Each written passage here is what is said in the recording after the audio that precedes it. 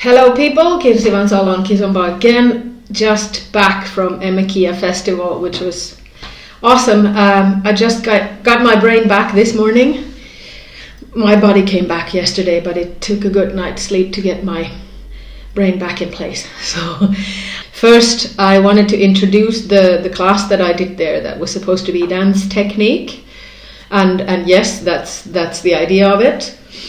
But I wanted to kind of give it a background with a triangle that I think all of my dance teaching is based on.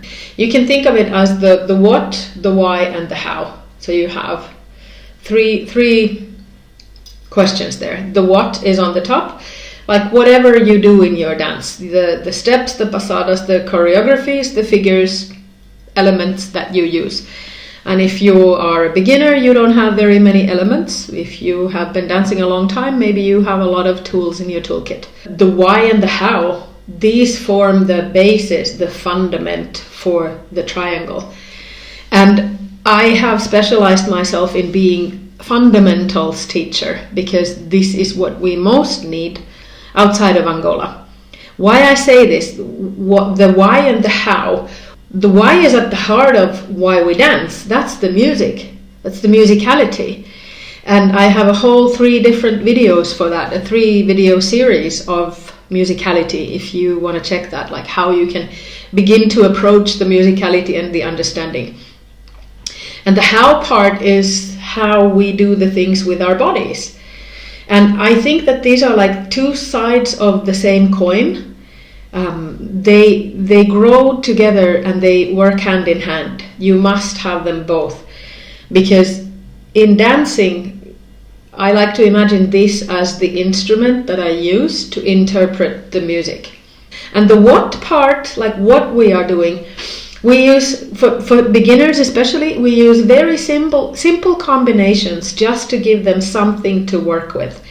It's like you're learning music, and all of the music is in 12 notes. Yeah, I had to pause for that because it's actually a huge understanding. And I've said this many times, but complex skills are nothing but very simple skills stacked together. So when you're doing a movement, it still consists of bits and pieces, like the elements of that movement. How you position your upper body compared to your lower body. Do you have dissociation? How you position your foot on the floor. Where do you have the base of support? Where do you place your arm if you're a leader, and so on. The same elements broken down and combined in different ways create complex movements. Likewise in music, you can play these really intricate patterns, or a singer, if your instrument is your voice, you know, the melismas that your voice goes up and down. You break it down and it's fundamental pieces. Why I keep teaching fundamentals is because I think this is the part that is missing in the world outside of Angola. And I will be more than happy to leave the what part to Angolans, because they have all the creativity. They have the, fantastic new movements. And they don't need to focus so much on the why and the how, because they've got it already and it's internalized. That's the first part of this, the what, the why, the how. And in these following 2 parts of this talk, I'm going to leave the why aside for now. That's the musicality part. Go and check the other videos. For now, we take the musicality out of this. We're going to completely focus on the technical part. So, beginning part 2. The dance technique class. I had to consider trying to think like, okay, so normally I work with these things for intensive weekends, Friday, like 3-day weekends, to go through these bits and pieces and putting them together and building something. And now I have 1 hour. What can I do in 1 hour? And so, because I'm a bridge builder, I thought, okay, I'd better start building a bridge between the head and the body here,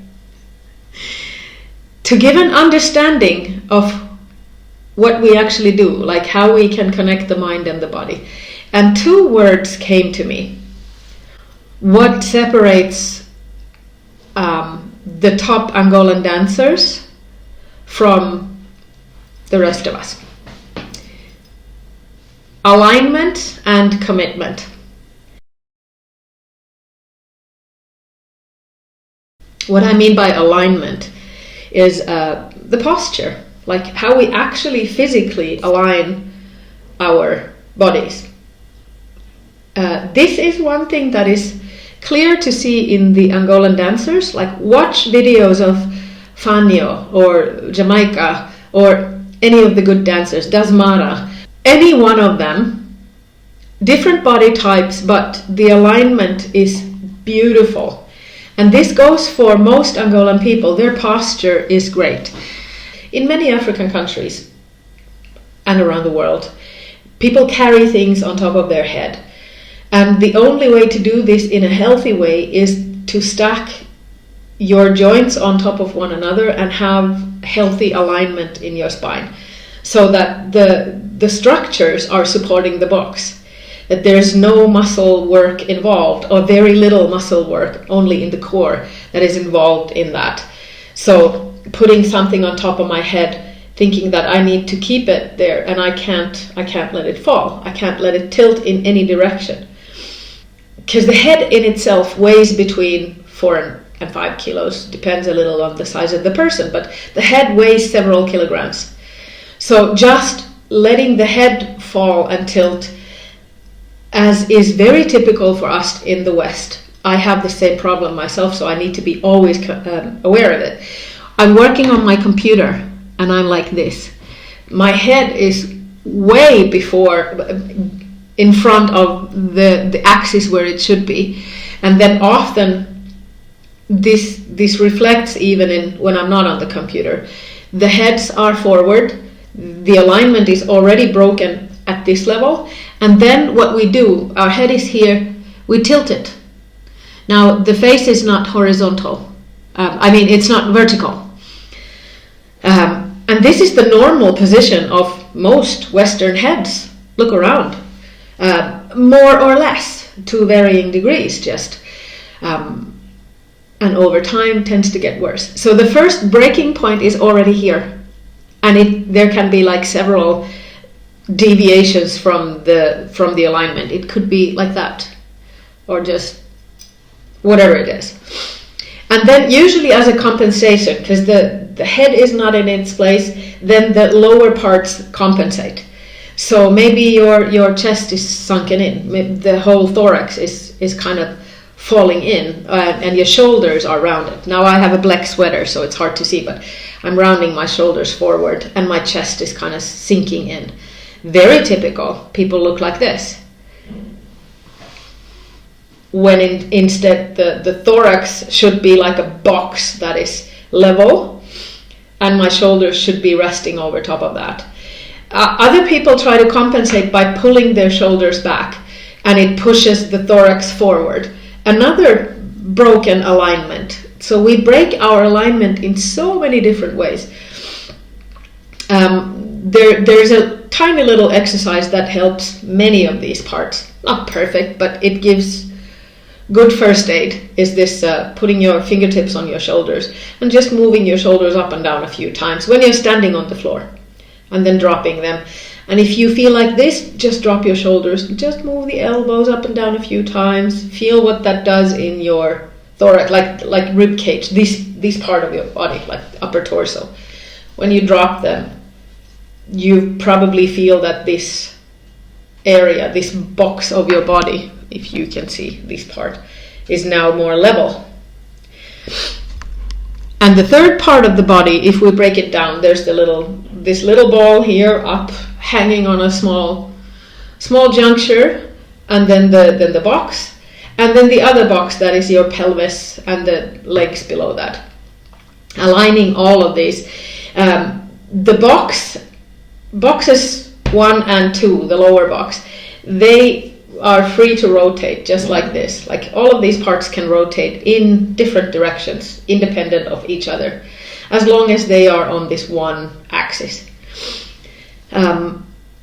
where we break the alignment here, then we break it here, and of course we break it also in the lowest part with our back, lower back. Oftentimes women's pelvis tips forward so that if it was a bowl, the water would leak out from the front side, and this gives them the look of sway back and the bunda is out.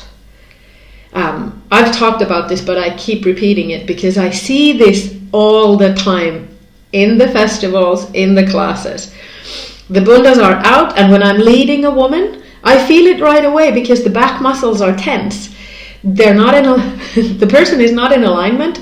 The bunda is back there, which means that the legs again have to compensate, because now all of these parts are like zigzag zig, out of alignment. Bunda is behind the person, so the legs have to work harder. The knees lock, or they can't really place the weight through the foot on the floor as they should. You cannot do a proper weight shift if your pelvis is tilted forward. It is physically impossible. So if this is your pelvis and it's tipped forward, your bunda is out. On men, this could look like, instead of the bunda going out, the man's pelvis tips forward. Because of the stiff lower back structure, we're built different there for a reason. On a man, the tipping pelvis could be that their belly button moves forward. The entire man is the belly comes forward. And then the legs get stiffer to carry that incorrect alignment. So whatever it is, however your pelvis is tipped forward, you need to bring it back. If you really have problems with this, consult a good physio just to have a checkup and get some first ideas on how to align yourself. And theoretically you could go to a yoga class, but unfortunately most yoga classes in the West are like gym classes and aerobics, like mainly just gym classes, and the yoga teachers don't have the deepest knowledge of the actual physical body alignment. Theoretically, if you have a really good yoga teacher in your town, go. But so this alignment is what the Angolans have and what we don't have. So we need to work on it constantly, which buys us life. It makes us healthier for the rest of our lives and makes us stronger. Now the strength in this case, in all these beautiful Angolan dancers, it's in the core, it's in the center where it should be, supporting the column that carries the load. And you can see them if you start watching videos, and please do. Watch two parts just to get the general understanding first. Watch two parts. Watch their feet, where they place their feet. And then watch that upper square of the upper body. The shoulders that are on top of their hips. Like, they are actually really square. The boxes are just moving around each other, rotating like this if needed, but they never tilt. The spine is always in the middle and it's straight. You see somebody doing a corridinha, they don't need to bend. If you see somebody doing a lady saída, they don't need to bend. They rotate. Sometimes if they are doing an exaggerated movement or a styling, they can do whatever, but breaking the rules is a part of mastering the dance first. So just look at the general alignment. Especially look at the leaders' back when they're dancing. The shoulder blades are flat and open, like quite far apart on the backs, and their frame seen from the front is level. If you see it from the back, regardless of how exactly they place this lead in their left hand, that varies. That a lot of variations there.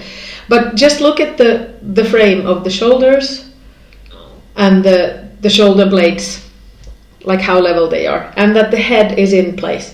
It's not pushed forward.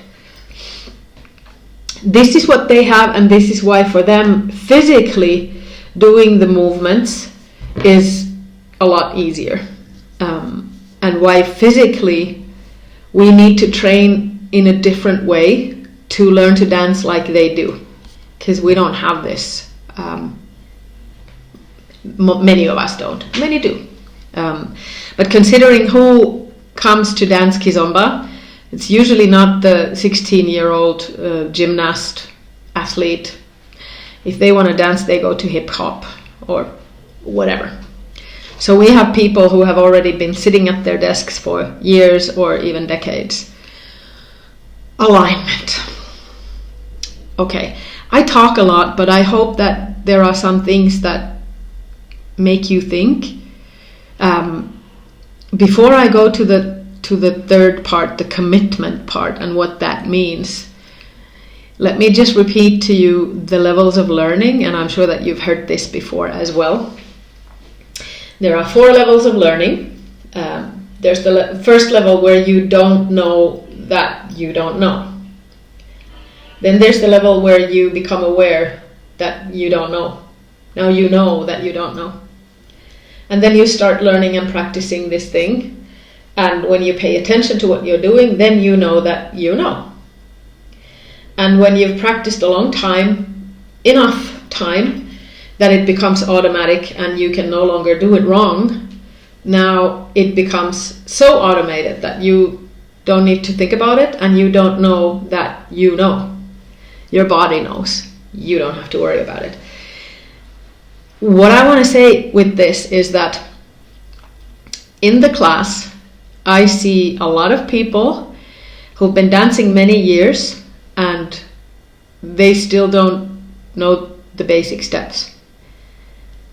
They think, I believe, this is my interpretation, after years of dancing, they think that they have automated some things, like the basic steps. So they think they are on level 4, that they don't need to worry about it because it's automatic. And sadly, they are mistaken, because they don't even have correct basic steps and they don't know that they don't know. So instead of level 4, they are on level 1. And the Angolan teachers, bless their hearts, they are so nice and patient and willing and generous that many times in the lesson they keep starting the first part, like they stay with something simple for a long time and they keep repeating it, like the first beginning, like just do the side basic, whatever you want to call it, jinga, side basic 2, that step, open together. They keep repeating that and people are like, come on, let's move on. Why they keep repeating that and why they just keep coming back to it and like kind of nicely and kindly explain again and show again. And people are like, oh my God, we've been dancing X years, like why can't we just move on? It's because they can see what I can see. The majority of the people in the class are not making that step correctly. And they're really nice about it. Now, if you know me, I have a bit of I have an explosive temper. Not temper, but I'm like really direct. I'd like to think that I'm always kind, but I'm not always nice. I'm not as nice as these Angolan teachers are. So I'm much more abrupt. Because I think that it would be wasting your time if I don't interrupt you quick. Like, you're not doing it right, stop, do it right. I think I'm being kind because I want to save your time so that we can move on when you do this correctly. And when the basic steps are not in place, how are we going to build on them? We can build a structure that is not strong. Yeah, we can move on in the class and build a structure that is not strong. You know what this means in any skill or any building. If the structure is not strong, sooner or later it's going to fall apart and maybe you get a pain in your body somewhere, or you just can't go further in your learning because the fundamentals are not there. You cannot learn more complex skills because, as I said, complex skills are nothing but simple skills stacked together. If you don't have the simple skills, then how are you going to stack them together to something more complex? And so this is why I'm not wasting your time letting you continue in the erroneous way, because I think you want to go further and you want to learn more complex skills. I believe that if you're here, you are one of those people who wants to learn and really wants to dance. So I'm moving to part 3 from here. I think this is a good segue. Commitment was the word I chose. Alignment and commitment, those two things were the themes for the short class that I had at Eme Kia. Eme Kia means I'm here. I just learned it there. I was asking, what does Eme Kia mean? It means I'm here. And I think this sums it up. This is a perfect name for what I'm going to talk about. Commitment. What I mean by that is the Angolan dance student commits to the practice. They don't go there and think that, oh, I'm just going to run through the basic steps so that I can start doing the fancy stuff. There are some of those, of course, too, but generally. And the discipline that they have in the dance classes is astounding. Like they have a lot of students. They can have 30, 40 men, and then maybe they have 7 or 8 women sometimes. So the discipline is crucial. Like these men, they learn something that they gotta do. They learn it, they're shown a few times, and then they go and practice. While a small group of the men get to practice this with a lady leading them. And when they're not leading a lady, they go and practice that figure or steps, whatever they're doing, on their own. And they don't stand around and chit-chat to each other. They do not pull out their mobile phones. People in dance classes at Eme Kia, they were on their phone during the class. That was a bit shocking to many of my colleagues. Sorry, I'm digressing, but I'm just saying this. And they try to find the nicest ways to say to people that, get back in line, be here, Eme Kia. So trying to get people to focus, be here now. So in dance class, they're used to this discipline. You practice, and if you have a question, you wait, and then you get your chance to ask it. And other than that, you practice. They are committed to exactly what they're practicing. If their practice is the basic 2 step, then they make sure that they move their body here and then they bring the other foot together before they move their body here and then they bring the other foot together. The Western student tends to underestimate the most simple steps. I hope after hearing this, I'm preaching. I'm sorry, I'm a little bit passionate about this and I get intense, but once you hear this sermon, maybe you understand the importance of actually paying attention to every single step you make. That foot, wherever you place it, now you go and watch the dance videos and watch the dancers' feet, the good dancers.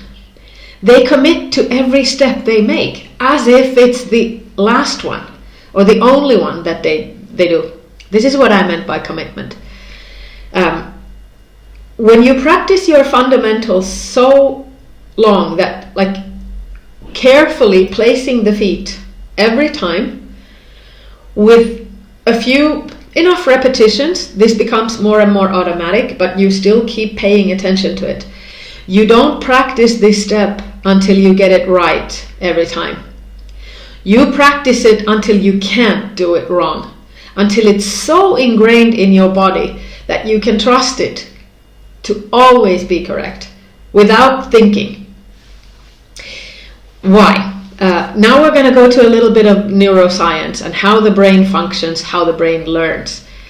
Go and practice just the side basic. Just do that. And you're going to be practicing so many different skills with just that one step that maybe you haven't realized.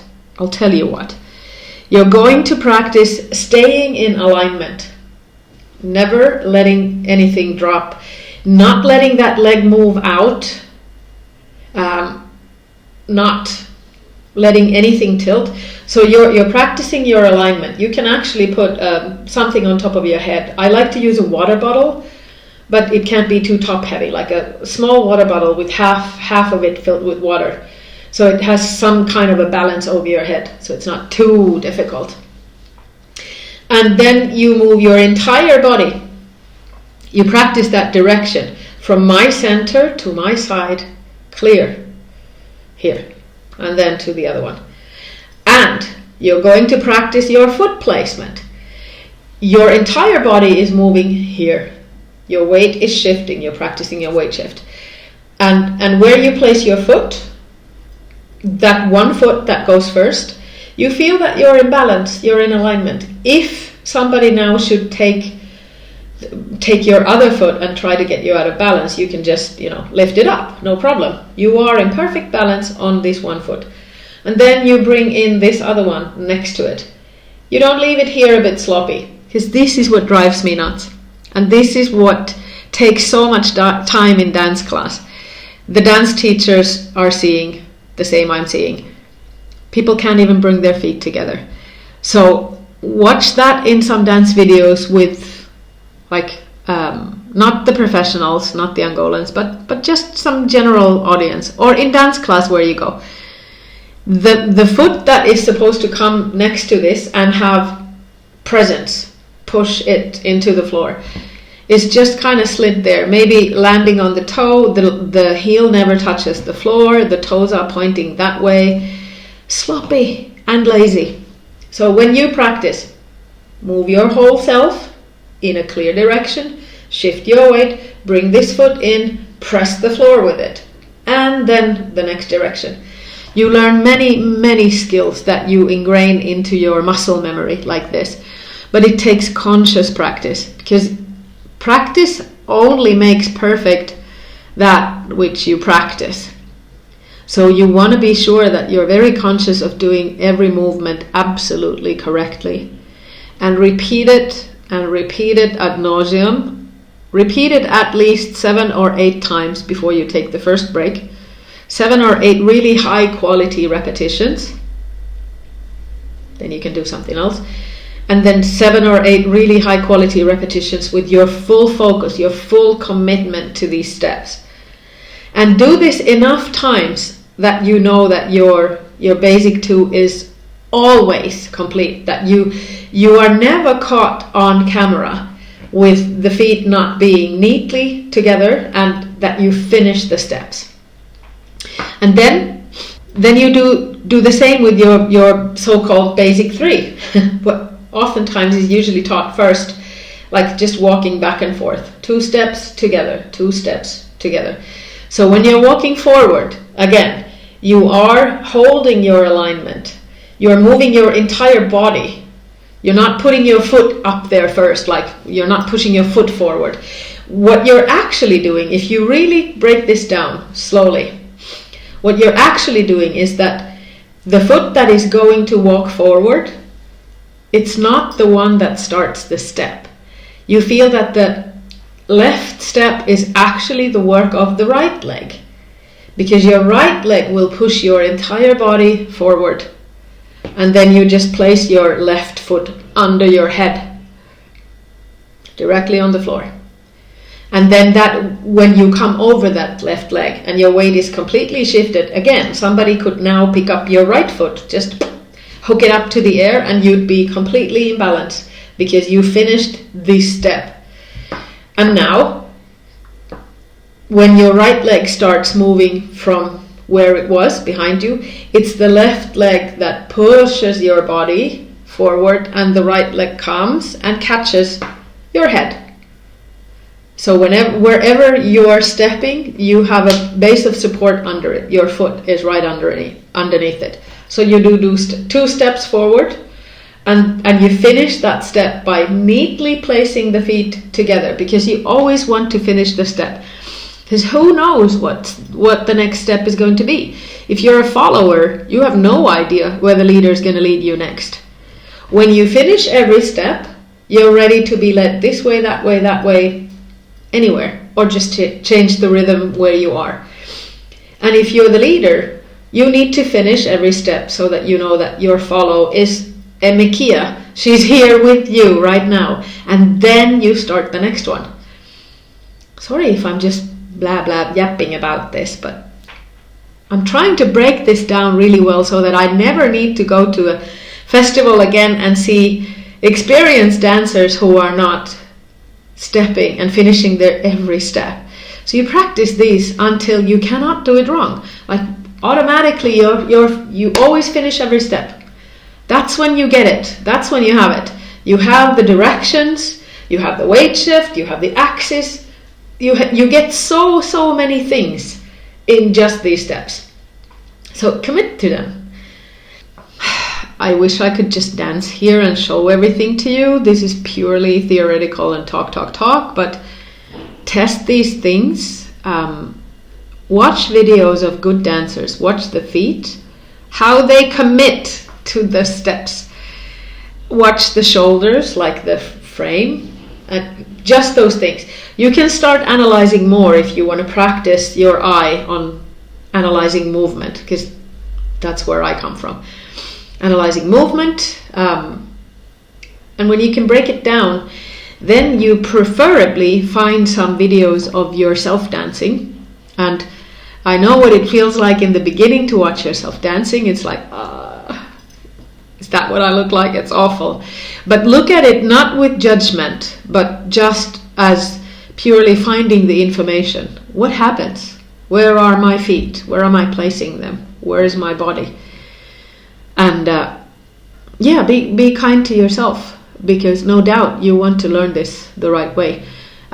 You get a lot of information from watching yourself on a video. That's where you probably realize, if you are in this group that I mentioned, who think they're on level 4 but they're actually on level 1. They don't even know that they don't know. If this is the case with you, then now you can be really happy that you noticed, because now you've moved on to level 2. You know that you don't know, and you can do something about it with conscious training yourself one small piece at a time, paying attention to it, committing to it until it becomes automated. Another thing, like the Angolan dancers in the dance schools, they don't practice one sequence 10 times. They can practice it hundreds of times in that one class. Their classes are long. They can stay there like 2-3 hours a night, and they practice. They don't practice mistakes. They practice that one thing, and that's how you kind of get it into your brain. And after you get that so automated that it's there, then you don't have to worry about it anymore. Then you can stack up the next simple skill on top of that. And soon you have built a bunch of complex skills. That's how it works. I love my job. Oh my gosh. One thing that I heard in Eme Kia is, I realized that I have listeners in more countries than I was aware of. I am so happy to know this. So I hope I keep being useful. I'm very, very happy to hear from you guys. So please let me know where you are and what you want to know about. And subscribe so you don't miss any of these ramblings. And I hope to see you. Take care.